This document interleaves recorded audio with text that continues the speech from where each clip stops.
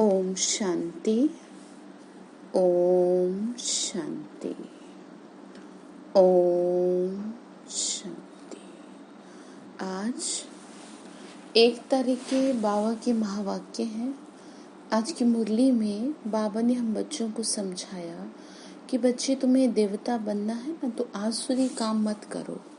बाबा बोले इसलिए तुम जो है इन कामों को मत करो, नहीं तो क्या हो जाएगा, तुमसे पाप नहीं महापाप हो जाएगा। क्योंकि बाबा ने कहा तुमको जानकारी दे दी ना हर बात की। फिर बाबा ने कहा मेरे पास जो भी कुछ नॉलेज है, यानी जो भी ज्ञान है, वो सब मैं क्या कर रहा हूँ, वो सब तुमको दे रहा हूँ, ठीक है ना। तो इसलिए तुम ये मत सोचो कि बाबा जो है क्या बता रहे हैं। बाबा ने कहा जो भी कल पहले हिसाब मैंने दिया था उसी हिसाब से भी तुमको दे रहा हूँ। फिर बाबा बोले बच्चे, जो भी मैंने तुमको खजाने दिए हैं ना, उनको औरों के प्रति भी यूज करो, ठीक है। चलिए सुनते हैं शिव बाबा के महावाक्य। प्रातः मुरली। ओम शांति। बाप दादा मधुबन। मीठे बच्चे, तुम्हें देवता बनना है, इसीलिए माया के अवगुणों का त्याग करो। गुस्सा करना, मारना, तंग करना, बुरा काम करना, चोरी चकारी करना, ये सब क्या है, महापाप है। प्रश्न बाबा बोले इस ज्ञान में कौन से बच्चे तीखे जा सकते हैं, घाटा किन्हें पड़ता है। आंसर है जिन्हें अपना पोता मेल रखना आता है वो इस ज्ञान में बहुत तीखे जा सकते हैं। घाटा उनको पड़ता है जो देह अभिमानी नहीं रहते, यानी स्वयं को आत्मनिश्चय नहीं करते। तो ऐसी आत्माओं को क्या पड़ जाता है, घाटा। बाबा कहते हैं व्यापारी लोगों को पोता मेल निकालने की आदत होती है, वो यहाँ भी तीखे जा सकते हैं। बाबा ने कहा कि व्यापारी लोग क्या करते हैं, देखते हैं ना कितना घाटा हुआ, कितना मुनाफा हुआ, तो तुमको भी तो देखना चाहिए ना ऐसे। तो जिन लोगों का बिजनेस है तो उनको ये बात अच्छे से समझ में आती है। तो गीत है मुखड़ा देख ले प्राणी जरा मन दर्पण में, कितने पाप और कितने पुण्य है तेरे जीवन में। ओम शांति। रूहानी पाठधारी बच्चों प्रति बाप समझाते हैं क्योंकि रूह ही पाठ बजा रही है। कौन बजा रहा है पाठ, आत्मा। बेहद के नाटक में तो मनुष्यों का नाम है, तो मनुष्यों का नाम। बच्चे इस समय पुरुषार्थ कर रहे हैं, भल वेद शास्त्र पढ़ते हैं, शिव की पूजा करते हैं, परंतु बाप कहते हैं इनसे मेरे को कोई भी प्राप्त नहीं कर सकते, क्योंकि भक्ति है ही उतरती कला। बाबा ने क्या कहा, भले कितना भी पूजा पाठ कर ले लेकिन मुझे नहीं प्राप्त कर सकते। ज्ञान से होती है सदगति, तो जरूर कोई से उतरते भी होंगे। ये खेल है जिसको कोई भी जानते नहीं। शिवलिंग को जब पूजते हैं तो उनको ब्रह्म नहीं कहेंगे, तब कौन है जिसको पूजते हैं, उनको भी ईश्वर समझ पूजा करते हैं। तुम जब पहले पहले भक्ति शुरू करते हो तो शिवलिंग हीरों का बनाते हो। अभी तो गरीब बन गए हैं तो पत्थर का बनाते हैं। गरीब का लिंग उस समय, बाबा ने कहा हीरों का लिंग उस समय 4-5 हजार का होगा, ऐसा शिवलिंग बनाते। बाबा ने कहा गरीब है तो वो कैसा बनाएंगे, वो तो पत्थर का बनाते हैं। इस समय तो इनका दाम 5 लाख 5-7 लाख होगा। ऐसे हीरे अभी मुश्किल निकलते हैं। बाबा बोले कि पहले क्या है, पहले काफी हद तक बहुत कुछ ठीक था। जैसे कि पहले के टाइम में जो शिवलिंग हुआ करती थी वो सफेद रंग की हुआ करती थी। जैसे जैसे मनुष्यों की बुद्धि पतित होती जा रही है वैसी वैसी वो मूर्तियां भी बना रहा है, ठीक है ना। जैसे शंकर को नीला दिखा दिया, कृष्ण को काला दिखा दिया, शिवलिंग को काला दिखा दिया, देवी को काला दिखा दिया। तो ये सब बातें क्या है, भगवान ऐसे थोड़े होते हैं, देवी तो कितनी सुंदर होती है। तो वही बात बाबा ने कहा कि जैसी बुद्धि होती है वैसी काम कर रहे हैं। बाबा ने कहा राजा विक्रमादित्य ने सोमनाथ का मंदिर जो है वहां पर हीरों का शिवलिंग बना के उसकी पूजा की थी। ऐसे हीरे अभी मुश्किल निकलते हैं। पत्थर बुद्धि बन गए तो पूजा भी पत्थर की करते हैं, ज्ञान बगैर। जब ज्ञान है तो तुम पूजा नहीं करते। चैतन्य सम्मुख में हो ना, उनको भी तुम याद करते हो। बाबा ने कहा जब ज्ञान मिल जाता है तो पूजा क्या करनी, समझ मिल गई ना, पता चल गया ये कौन है, तो सीधा सीधा बात करें। बाबा ने कहा गीत में भी कहते हैं, हे बच्चों, प्राणी कहा जाता है आत्मा को। प्राण निकल गया तो फिर जैसे मुर्दा। आत्मा निकल जाती, आत्मा है अविनाशी।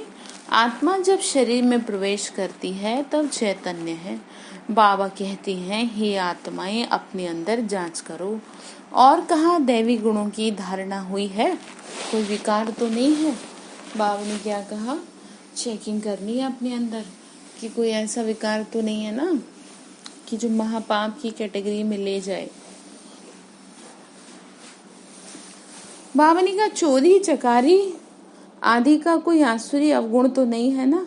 आसुरी कर्तव्य करने से फिर गिर पड़ेंगे, इतना दर्जा नहीं पा सकेंगे। खराब आदत को मिटाना जरूर है। देवता कभी कोई पर गुस्सा नहीं करते। यह असुरों द्वारा कितनी मारे खाते हैं। अबलाओं पे अत्याचार होते ना, तो वो चीज बाबा ने कहा। बाबा ने कहा तुम तो कौन हो, तुम तो देवात्मा हो ना।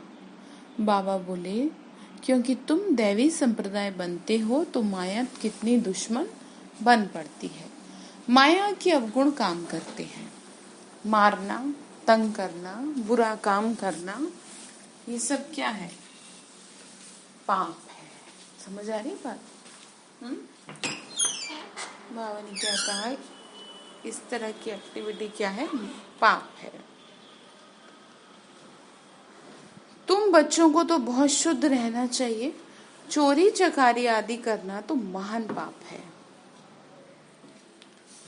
बाप से तुम प्रतिज्ञा करते आए हो, बाबा मेरा तो आप, एक दूसरा ना कोई। हम आपको ही याद करते हैं। बाबा ने कहा तुमने प्रतिज्ञा करी है ना, तो फिर अब ये क्या कर रहे हो। भक्ति मार्ग में भल गाते हैं, परंतु उनको पता नहीं कि याद से क्या होता है। वह तो बाप को जानते ही नहीं। बाबा ने क्या कहा, भक्ति में गाते भले ही हैं लेकिन समझ नहीं है। वह तो बाबा को जानते ही नहीं है, यानी परमात्मा को जानते ही नहीं। बाबा ने कहा उनको पता ही नहीं है कि याद से क्या होता है। एक तरफ कहते हैं नाम रूप से न्यारा, दूसरी तरफ लिंग की पूजा करते हैं। बाबा ने कहा एक तरफ तो नाम रूप से न्यारा कहते हैं और दूसरी तरफ फिर पूजा करते हैं।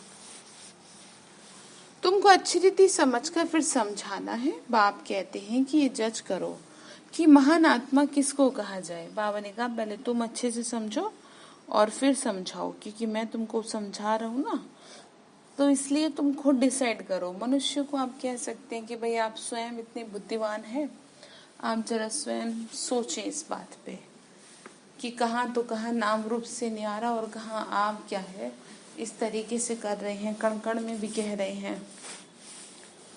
तो बाबा ने कहा बच्चे समझाओ। श्री कृष्ण जो छोटा बच्चा स्वर्ग का प्रिंस है, वह महात्मा है या आजकल के कलयुगी मनुष्य। वे विकार से पैदा नहीं होते, वे है निर्विकारी दुनिया। ये है विकारी दुनिया।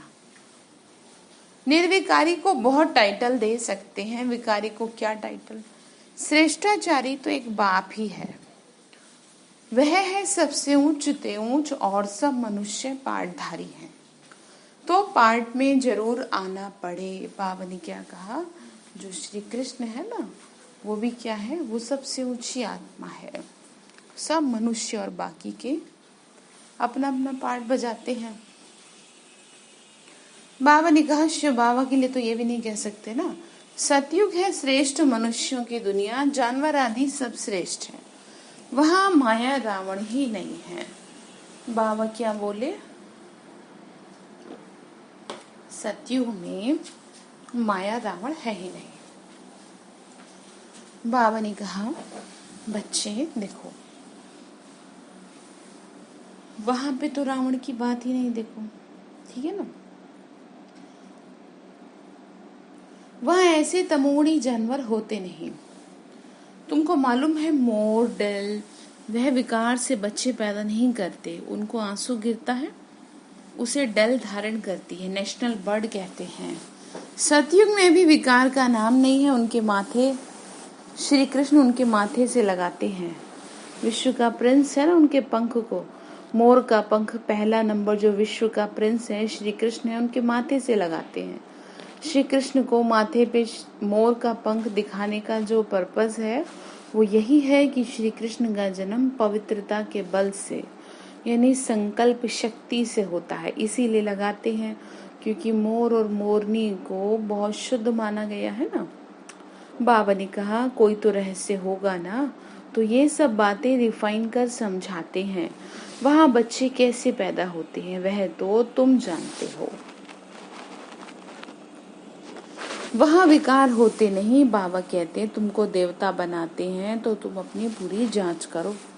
मेहनत बगैर विश्व का मालिक थोड़ी बन सकेंगे। बाबा ने क्या कहा, मेहनत के बगैर कैसे बनोगे बताओ। मेहनत के बिना तो कोई भी जीवन में सफल नहीं है, मेहनत तो करनी पड़ेगी। बाबा ने कहा नहीं बन पाएंगे बिना मेहनत के। फिर कहा जैसे तुम्हारी आत्मा बिंदी है वैसे बाप भी बिंदी है। जैसे कि मैं 60 बाट का वाला और बाबा 100 बाट का वाला। शिव बाबा जन्म मरण के चक्कर में नहीं आते, बस हमारे में फर्क है कि हम आते हैं पतित बन जाते हैं। इसमें कंफ्यूज नहीं होना। कोई कहते हैं हम देखें, बाबा कहते हैं देखने वालों की तो तुमने बहुत पूजा की है, फायदा कुछ भी नहीं हुआ। अब यथार्थ रीति में तुमको समझाता हूँ। मेरे में सारा पार्ट भरा हुआ है। सुप्रीम सोल होना,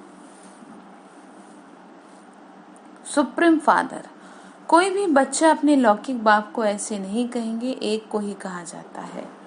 सन्यासियों को तो बच्चे हैं, नहीं तो बाप कहें।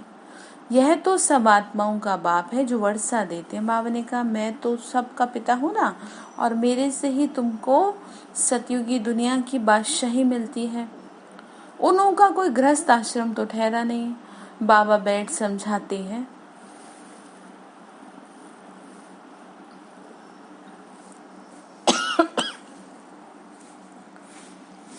क्या समझाते होंगे? बाबा बैठ समझाते हैं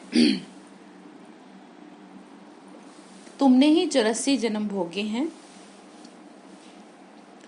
पहले पहले तुम सतो प्रधान थे, फिर नीचे उतरते आए हो। अभी कोई अपने को सुप्रीम थोड़ी ही कहेंगे, अभी तो नीच समझते हैं। बाबा ने कहा सबसे पहले तो तुम बहुत टॉप लेवल पे थे ना, धीरे धीरे नीचे गिर जाते हो। बाबा बार बार समझाते हैं मूल बात है कि अपने अंदर देखो कि हमारे में कोई विकार तो नहीं है।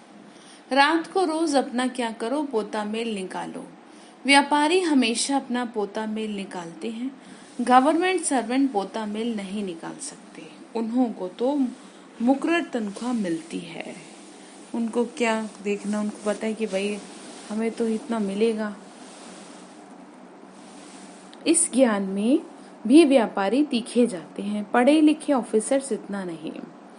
क्यों? क्योंकि समझ नहीं पाते ना कि घाटा कहाँ हो रहा है, और जो व्यापारी होगा उसको वो घाटे को बहुत अच्छे से समझेगा। व्यापार में तो आज 50 कमाया कल 60 कमाएंगे, कभी घाटा भी हो जाएगा। गवर्नमेंट सर्वेंट की फिक्स पे होती है। इस कमाई में भी अगर आत्माभिमानी नहीं होंगे, देहाभिमान आएगा तो घाटा पड़ जाएगा। माताएं तो व्यापार करती नहीं, उनके लिए फिर और भी सहज है। कन्याओं के लिए भी सहज है, क्योंकि माताओं को तो सीढ़ी उतरनी पड़ती है। बलिहारी उनकी जो इतनी मेहनत करती हैं। बाबा ने कहा कि देखो जो सब झंझटों से मुक्त है वो सहज याद कर सकता है ना, और जो बागी के गृहस्थ में है वो तो नीचे उतर रहे हैं। उतरती कला है ना, तो मेहनत करनी पड़ती है। याद की बाबा ने कुमार कुमारी के लिए कहा कि उनको तो कोई मेहनत ही नहीं। विकार कन्याएं तो विकार में गई नहीं तो छोड़े फिर क्या। पुरुषों को तो मेहनत लगती है, कुटुंब परिवार की संभाल करनी पड़ती है। सीढ़ी जो चढ़ी है वह उतरनी पड़ती है। बाबा ने कहा जहाँ फंसे पड़े उसमें से धीरे धीरे निकलना पड़ता है ना, तो मेहनत हो जाती है। घड़ी घड़ी माया थप्पड़ मार देती है, अभी तुम बीके बने हो। कुमारियां पवित्र ही होती हैं, सबसे जास्ती होता है पति का प्रेम। तुम्हें तो पतियों के पति परमात्मा को याद करना है। बाबा ने कहा, देखो सबसे ज्यादा प्यार तुमको कौन करेगा, मैं ही तो कर सकता हूँ। दुनिया में लोग को लगता है कि भाई पति का प्रेम है। बाबा ने कहा कि वास्तव में पतियों का पति कौन है जानती हो ना? पत रखने वाला तो एक ईश्वर ही है ना, वो पति की भी पत रख देगा। और सबको भूल जाना। माँ बाप को बच्चों में मोह होता है, बच्चे तो हैं ही अनजान। शादी के बाद मोह शुरू होता है। पहले स्त्री प्यारी लगती है, फिर विकारों में ढकेलने की सीढ़ी शुरू कर देते हैं। कुमारी निर्विकारी है तो पूजी जाती है। तुम्हारा नाम ही है बीके। तुम महिमा लायक बन, फिर पूजा लायक बनते हो। बाप ही तुम्हारा टीचर भी है, तो तुम बच्चों को नशा रहना चाहिए। बाबा ने क्या कहा? तुमको नशा रहना चाहिए। किस बात का? कि ईश्वर पढ़ा रहे हैं, हम स्टूडेंट हैं। भगवान जरूर, भगवान भगवती तो बनाएंगे ना। बाबा ने कहा तो नशा रहना चाहिए, हम स्टूडेंट हैं।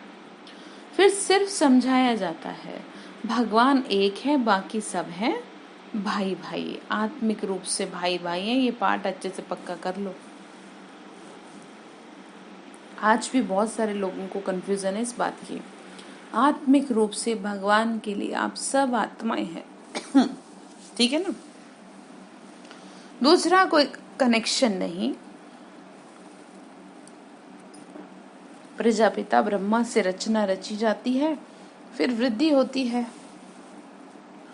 आत्माओं की वृद्धि नहीं कहेंगे, वृद्धि किसकी होती है? मनुष्यों की होती है। ठीक है ना? आत्माओं का तो लिमिट नंबर है, बहुत आते रहते हैं। जब तक वहां है आते रहेंगे, झाड़ बढ़ता रहेगा। ऐसे नहीं कि सूख जाएगा। भावनी का ऐसा नहीं कि सूख जाएगा। जब तक वहां है, यानी परम धाम में बैठी है, आती रहेंगे। ठीक है ना? इनकी भेंट बनैन ट्री से की जाती है। फाउंडेशन है नहीं, बाकी सारा झाड़ खड़ा है। तुम्हारा भी ऐसे ही है, फाउंडेशन कुछ है नहीं, कुछ ना कुछ निशानी है। अभी तक भी मंदिर बनाते रहते हैं। बाबा ने कहा अभी भी मंदिर बनाते रहते हैं, कुछ ना कुछ तो निशानी है ही ना। तभी तो मनुष्यों को थोड़ी ही पता है कि देवताओं का राज्य कब था, फिर कहाँ गया। ये नॉलेज किसके पास है? बाबा ने कहा ये नॉलेज तो तुम ब्राह्मणों के पास ही है ना, तुमको ही तो दी है नॉलेज। मनुष्यों को नहीं पता कि जो परमात्मा है वो बिंदी स्वरूप है। गीता में लिख दिया कि वो अखंड ज्योति स्वरूप है। आगे बहुतों को साक्षात्कार होता था भावना अनुसार, बहुत लाल लाल हो जाते थे, यानी इतना प्रकाश दिखता था। बस अब हम नहीं सहन कर सकते। कहा ना अर्जुन ने वे कि मैं आपका विराट रूप नहीं देख सकता। अब वह तो साक्षात्कार था। अब बाबा ने कहा साक्षात्कार से कोई का कल्याण नहीं। यहाँ तो मुख्य है याद की यात्रा। जैसे पारा खिसक जाता है ना, याद भी घड़ी घड़ी खिसक जाती है। कितना चाहते हैं बाप को याद करें, फिर और ख्याल आ जाते हैं। बाबा ने क्या कहा? बच्चे जो है बहुत चाहते हैं क्या कि बुद्धि ना जाए इधर उधर, लेकिन फिर भी और ख्यालात आ जाते हैं।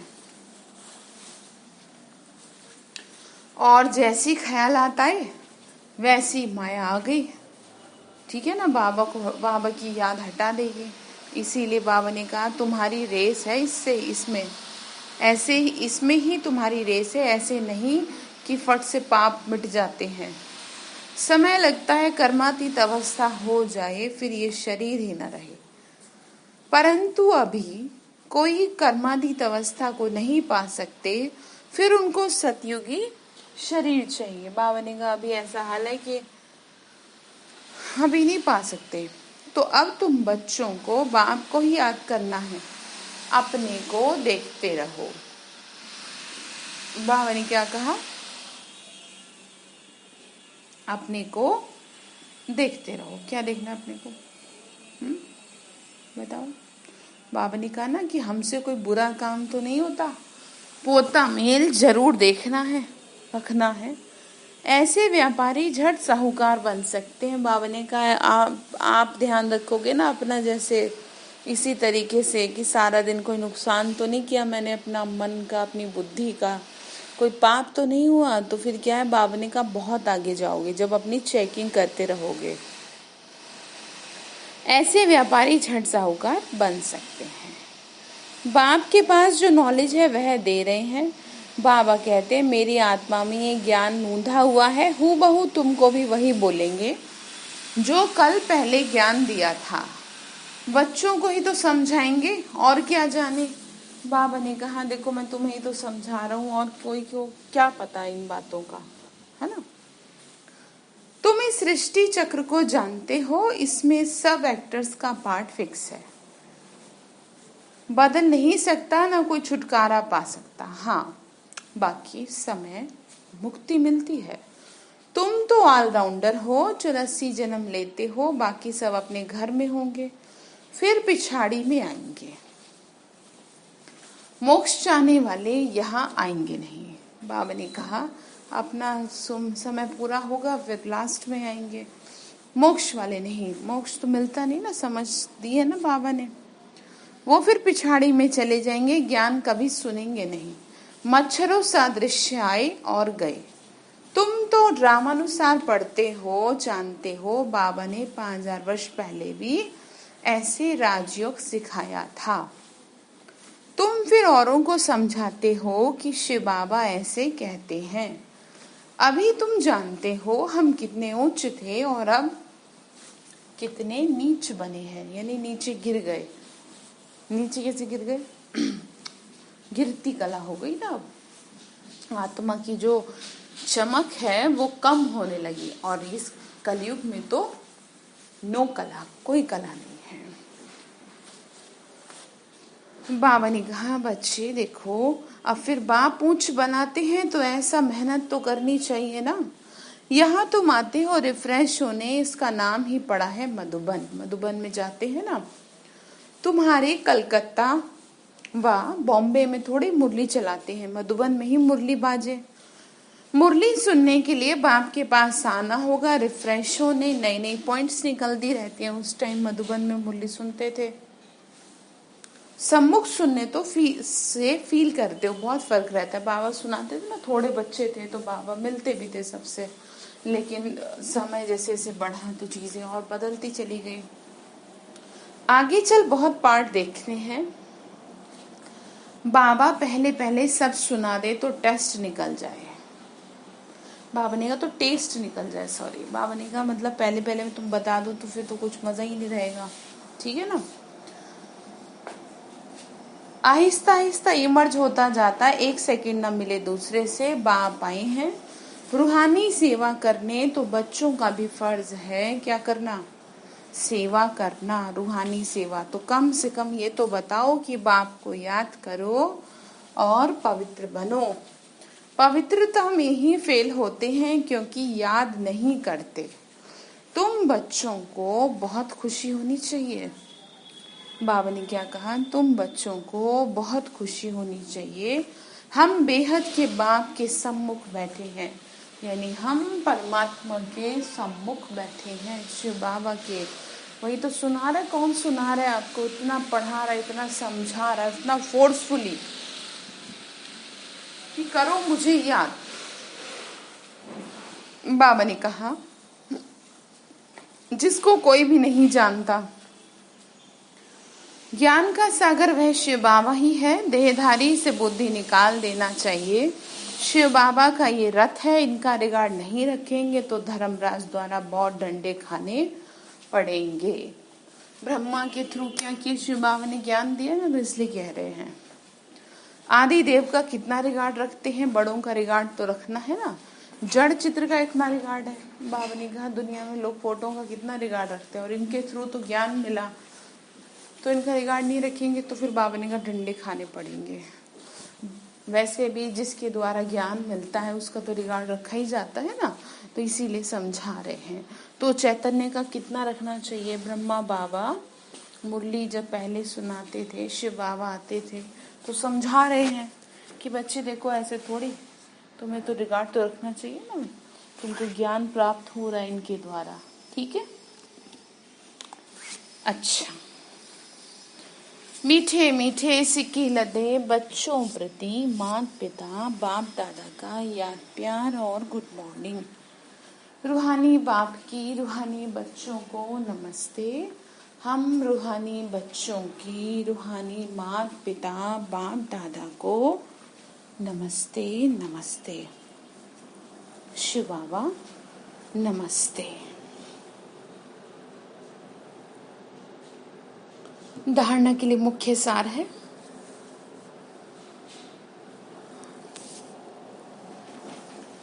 अंदर में अपनी जांच कर दैवी गुण धारण करने हैं, खराब आदतों को निकालना है, प्रतिज्ञा करनी है, बाबा हम कभी भी बुरा काम नहीं करेंगे। दूसरा पॉइंट है, कर्मातीत अवस्था को प्राप्त करने के लिए याद की रेस करनी है, रूहानी सेवा में तत्पर रहना है, बड़ों का रिगार्ड रखना है। ठीक है। वरदान दिया बाबा ने, सर्व खजानों को स्व के प्रति और औरों के प्रति यूज करने वाले अखंड महादानी भव। सर्व खजानों को खुद के प्रति और औरों के प्रति। जैसे बाप का भंडारा सदा चलता रहता है, रोज देते हैं ना, ऐसे आपका अखंड लंगर चलता रहे, क्योंकि आपके पास क्या है, ज्ञान का, शक्तियों का, खुशियों का भरपूर भंडारा है। इसे साथ में रखने व यूज करने में कोई भी खतरा नहीं है। ये भंडारा खुला होगा तो चोर भी नहीं आएगा, बंद रखेंगे तो चोर आ जाएंगे। उस भंडारे में तो क्या होता है, खुला रखेंगे तो चोर ले जाएंगे। ज्ञान और खुशियों का भंडारा बावने का खुला रहेगा तो चोर, माया रूपी चोर भी नहीं आएगा। इसीलिए रोज अपने मिले हुए खजाने को देखो और स्व के प्रति और औरों के प्रति यूज करो तो अखंड महादानी बन जाएंगे। ठीक है। स्लोगन है, सुने हुए को मनन करो, मनन करने से ही शक्तिशाली बनेंगे। जैसे गाय है ना, भोजन करने के बाद जुगारती है, तो बाबा भी वही कह रहे हैं, तुम सुन तो लेते हो लेकिन उसको मनन करोगे तभी तो ताकत मिलेगी। ठीक है।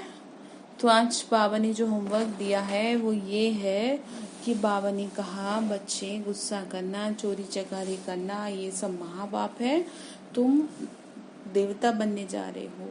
ठीक है ना। फिर बाबा ने कहा चेकिंग, तो आज आपको अपनी चेकिंग करनी है। अच्छा, ओम शांति।